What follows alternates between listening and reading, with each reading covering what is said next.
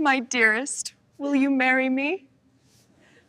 Emma Walsh stood outside the glowing entrance of the city's most elegant restaurant, her hands trembling as she smoothed down the folds of a cream-colored dress that wasn't even hers.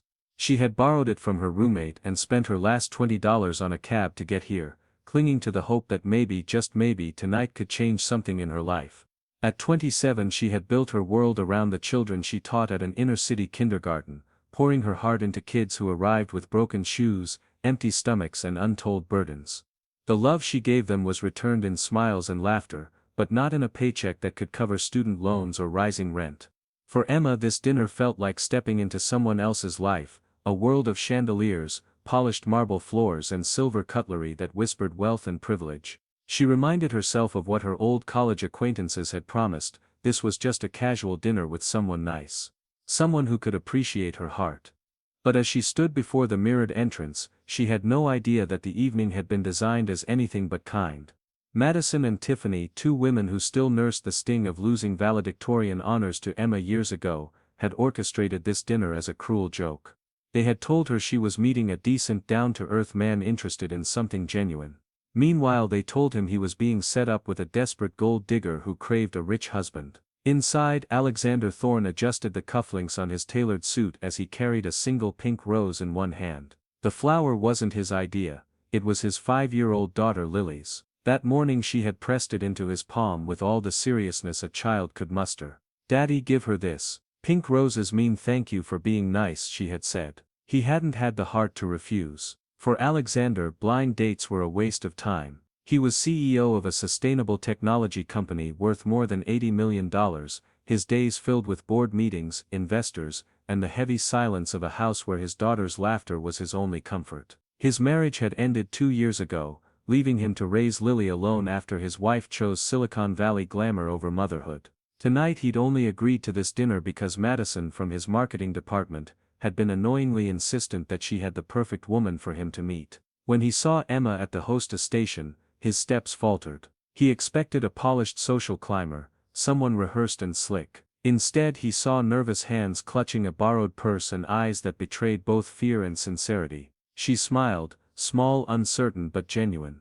He surprised himself with the warmth that crept into his voice. "Emma?" he asked, offering the rose. "I'm Alexander, thank you for meeting me." Emma blinked in surprise. The man before her wasn't just handsome, tall, broad-shouldered, with an elegance that came not from wealth but from confidence. But it was the softness in his eyes that caught her. She accepted the rose, whispering, "It's beautiful. Thank you."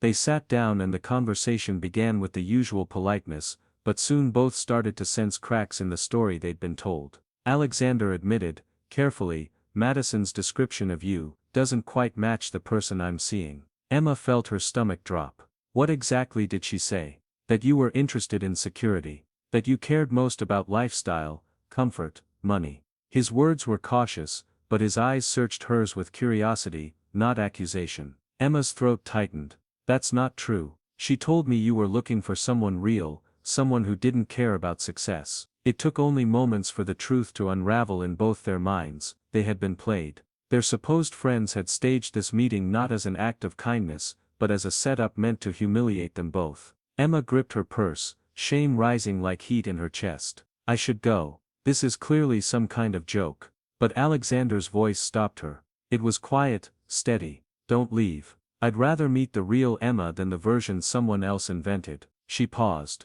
Something in his tone, firm but gentle, kept her seated. As the dinner went on, their guarded words gave way to stories. Emma spoke of her classroom, of children who came to school hungry but left with hope because she taught them to dream. She confessed her own doubts, how hard it was to keep giving when her world gave back so little in return. Alexander listened, leaning in, fascinated by the strength in her vulnerability. When his turn came, he shared about Lily, about single fatherhood, about the crushing responsibility of raising a child while managing a company that everyone assumed made his life easy. 2 hours passed unnoticed, and the clink of silverware and murmur of other diners faded into the background. For the first time in years, Alexander felt something stir inside him that wasn't tied to business reports or stock growth. And for Emma, sitting across from a man who seemed both powerful and profoundly human, there was a warmth that softened the sting of the cruel trick that had brought her here. But not everyone was pleased.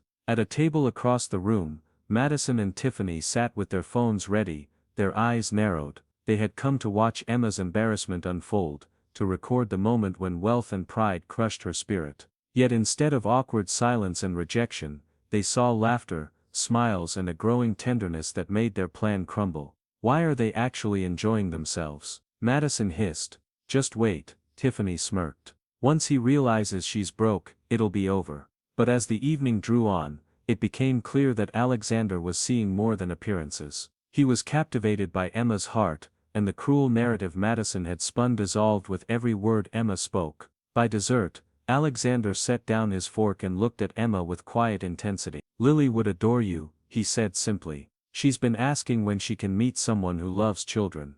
Emma's chest tightened with emotion. I'd like that. She sounds wonderful. She is, Alexander said softly. She's the best part of my life. And I don't invite just anyone into it. Neither of them noticed the restaurant's quiet shift, the way nearby diners leaned in as though sensing something extraordinary. But Madison and Tiffany noticed. Their cruel entertainment was slipping through their fingers, and anger burned in their eyes. They needed a moment, something to humiliate Emma once and for all, and when Alexander rose to pay the bill, they seized their chance. As Alexander stepped away, Madison and Tiffany swooped in, their voices sharp with false sweetness. So Emma, Madison sneered, loud enough for surrounding tables to hear, how does it feel playing Cinderella for a night? Did you borrow that dress from a thrift store? Laughter rippled from their table, but before Emma could respond, Alexander returned, and his voice cut through the room like steel. Enough. He placed a firm hand on Emma's shoulder, his gaze sweeping the restaurant. This woman is worth more than every shallow word you've ever spoken. The room fell silent. Alexander turned to Emma, and in a move that froze every diner, he sank to one knee. From his pocket, he drew a velvet box. Gasps echoed as he opened it, revealing a ring that shimmered under the chandelier. Emma Walsh, I've spent years surrounded by people who only see what I can give them. Tonight you showed me who you are. Kind, selfless, real. Will you marry me? Tears welled in Emma's eyes. The world blurred as she whispered, yes. The restaurant erupted in applause, while Madison and Tiffany sat frozen, their cruelty crushed by a love too powerful to break.